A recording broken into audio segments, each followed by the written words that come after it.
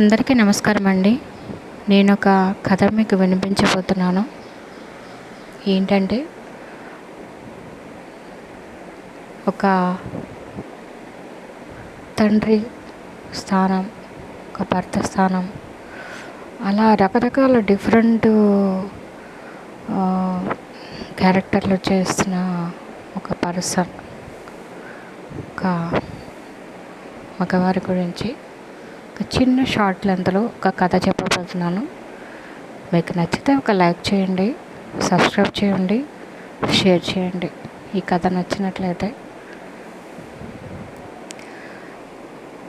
చాలా బాగా నచ్చింది ఈ స్టోరీ. మీకు కూడా చెప్పాలనిపించింది, చెప్తున్నాను. ఒకరోజు భార్య సాదాసీదాగా చెప్పిందట భర్తతో, వింటున్నారా అన్నట్లు, నా స్నేహితురాలతో కొద్దిసేపు బయటకు వెళ్తున్నాను అని భర్తతో చెప్పింది. ఫోన్ చూస్తున్న భర్త తలెత్తి ఒక్కసారి చూసి, సరే ఎంజాయ్ చేయి అన్నాడు. ఆమె కొంచెం ఆశ్చర్యపోయింది. సాధారణంగా అయితే అవసరమా, తప్పనిసరిగా వెళ్ళాలా, ఆలస్యంగా రావద్దు లాంటివి అడిగేవాడు. కానీ ఆ రోజు ఏమీ లేదు. ఊపిరి తీసుకోవడం కూడా లేదు, ప్రశ్నలు లేవు. శాంతంగా సరే అన్నాడు భర్త.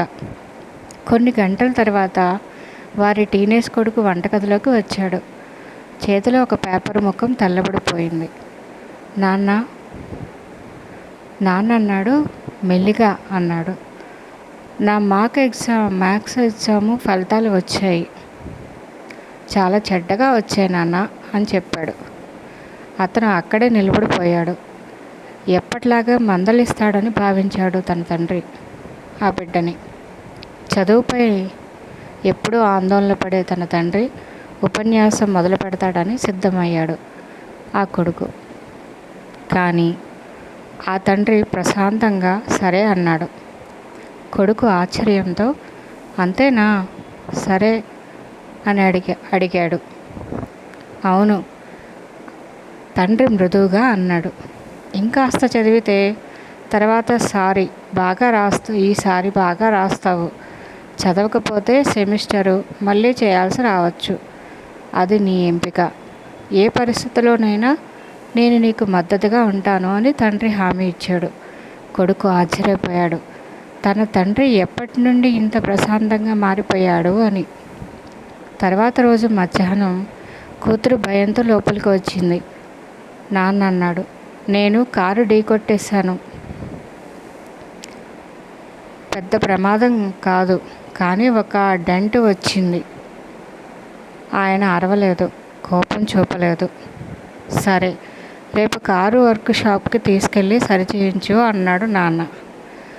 కూతురు ఆశ్చర్యపోయింది. మీకు కోపం రాలేదా నాన్న అని అడిగింది తండ్రిని. తండ్రి స్వల్పంగా నవ్వుతూ, కోపం వస్తే కారు బాగుపడదు, తర్వాత ఈ జాగ్రత్తగా ఉండు అన్నాడు తండ్రి. ఇప్పుడు ఇంట్లో అందరూ ఆలోచనలో పడ్డారు. ఇదే మనిషి, ఇదే భర్త, ఇదే తండ్రి ఇప్పుడెలా ఇంత ప్రశాంతంగా ఉన్నాడు అని. ముందెప్పుడు చిరాకు, టెన్షన్, త్వరగా స్పందించేవాడు. ఇప్పుడు మాత్రం స్థిరంగా ప్రశాంతంగా ఉంటున్నాడు. చివరికి ఆ సాయంత్రం అందరూ వంటగది టేబుల్ దగ్గర సమావేశం అయ్యారు. వినండి, భార్య చెప్తుంది అందరికీ, మీరు ఇటీవలి కాలంలో చాలా మారిపోయారు. ఏం జరిగినా కోపం రావడం లేదు. అన్నీ బాగానే ఉన్నాయా? భర్త చిరునవ్వుతో, ఏమీ తప్పలేదు, అన్నీ సరిగానే ఉన్నాయి. నేను ఒక విషయం అర్థం చేసుకున్నాను అన్నాడు తన భర్త. అందరూ నిశ్శబ్దంగా విన్నారు. చాలా సంవత్సరాల తర్వాత నాకు తెలిసింది, ప్రతి వ్యక్తి తన జీవితానికి తానే బాధ్యుడు అన్నాడు. భార్య అడిగింది, అంటే? భర్త చెప్పాడు, ముందు నేను ప్రతిదానిపై ఆందోళన పడేవాడిని. నువ్వు ఆలస్యమైతే చిందించేవాడిని. పిల్లలు తక్కువ మార్కులు తెచ్చినా నన్నే నిందించేవాడిని. ఏదైనా పాడైతే కోప్పడేవాడిని. ఎవరైనా బాధలో ఉంటే దాన్ని సరిచేయడానికి ప్రయత్నించేవాడిని. అందరి సమస్యలను నా సమస్యలుగా తీసుకున్నాను. కానీ ఒకరోజు తెలిసింది, నా ఆందోళన వాళ్ళ సమస్యలు పరిష్కరించదు, అది నా శాంతిని నాశనం చేస్తుంది.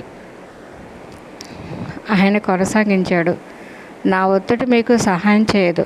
నేను సలహా ఇవ్వగలను, ప్రేమించగలను, మద్దతు ఇవ్వగలను, కానీ మీ బదులు మీ జీవితం నేను జీవించలేను. మీ నిర్ణయాల ఫలితాలు మంచివైనా చెడ్డవైనా మీరు ఎదుర్కోవాల్సిందే. కొద్దిసేపు ఆగి మళ్ళీ నవ్వాడు. అందుకే నా నియంత్రణలో లేని విషయాలు ఎదిరించడానికి ప్రయత్నించడం ఆపేశాను. కొడుకు అడిగాడు, అంటే ఇక మీదట మమ్మల్ని పట్టించుకోరా? తండ్రి జవాబిచ్చాడు, పట్టించుకోకపోవడం కాదు, పట్టించుకోవడం మరియు నియంత్రించడం వేరు. నేను మిమ్మల్ని ప్రేమిస్తాను, సహాయం చేస్తాను, కానీ నా శాంతిని కోల్పోయేంత వరకు కాదు. గదిలో నిశ్శబ్దం నెలకొంది. నా పాత్ర మీకు ప్రేమ ఇవ్వడము, మార్గనిర్దేశం చేయటము, అవసరమైనప్పుడు తోడుగా ఉండడం. కానీ మీ జీవితాన్ని మీరు నిర్వహించుకోవాలి, మీ నిర్ణయాలు మీరు తీసుకోవాలి, వాటి ఫలితాలను మీరు స్వీకరించాలి. అలా నేర్చుకుంటారు అన్నాడు. ఇప్పుడు ఏదైనా తప్పు జరిగినప్పుడు నేను నాకు చెప్పుకుంటాను, ఇది నేను సరిచేయాల్సిన విషయం కాదు, ప్రశాంతంగా ఉంటాను. మీరు నేర్చుకుంటారట అద్భుతాలు. జీవితము పాఠాలు నేర్పుతుంది. ఆ రాత్రి అందరూ ఆయన మాటలను ఆలోచించారు. కొడుకు మళ్ళీ చదవటానికి కూర్చున్నాడు. నాన్న మందలించినందుకు కాదు, బాధ్యత తనదే అని గ్రహించి. కూతురు కారు మరమ్మతుల బాధ్యత తీసుకుని ఇన్సూరెన్స్ ప్రక్రియను తెలుసుకుంది. భార్య కూడా ఇంటి పనులు మరింత జాగ్రత్తగా చూసుకుంది. బలవంతం వల్ల కాదు, తన బాధ్యతగా భావించి. మెల్లగా ఆ ఇంటి వాతావరణం తేలిగ్గా మారింది. ఎవరూ భయంతో ప్రవర్తించలేదు, అర్థంతో ప్రవర్తించారు. ఎందుకంటే ఒక ఇంట్లో ఒక వ్యక్తి శాంతిని ఎంచుకుంటే అది అందరికీ వ్యాపిస్తుంది. ఒకరు నియంత్రణ వదిలేస్తే మిగతా వారు స్వయంగా తమలు తాములు ఎదిరించుకోవడం నేర్చుకుంటారు. అలా శాంతి వ్యాపిస్తుంది. ప్రేమల, కోపం, ఒత్తిడి, అధికారం ద్వారా ఇతరులు నియంత్రించడానికి ప్రయత్నించవద్దు. మీరు బాధ్యతగా ప్రవర్తించండి. ఇతరులు తమ బాధ్యతను గుర్తించేందుకు సహాయం చేయండి. ఇది మీ హృదయాన్ని తాకుతుందేమో చూడండి. శాంతిమయమైన రిటైర్డ్ జీవితాన్ని గడపాలని ప్రతి రిటైర్డ్ నేర్చుకోవాల్సిన ముఖ్యమైన పాఠం ఇది. విన్నారా ఈ కథని? మీకు నచ్చితే ఒక లైక్ ఇవ్వండి, సబ్స్క్రైబ్ చేయండి, షేర్ చేయండి. నేను మీ పాఠకురాలిని, మీ శ్రేయోభిలాషిని. ధన్యవాదములు.